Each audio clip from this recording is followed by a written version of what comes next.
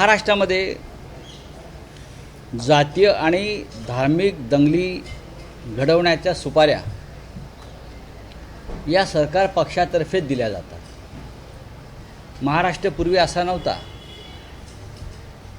लहान लहान घटनावरून दंग्यांचे भडके उडत आहेत, हल्ले होत आहेत प्रार्थनास्थळांवर, सर्वत्र वातावरणात तणाव निर्माण करायचा, धार्मिक विद्वेष निर्माण करायचा आणि मग अशा पद्धतीनं समाजामध्ये विष पसरवून निवडणुकींना सामोरं जायचं. हे फक्त महाराष्ट्रात नाही तर देशभरात भारतीय जनता पक्षाचं एक राष्ट्रीय धोरण ठरलेलं आहे. कोणत्या विषयावरती त्याला धार्मिक रंग द्यायचा, कुरापती काढायच्या.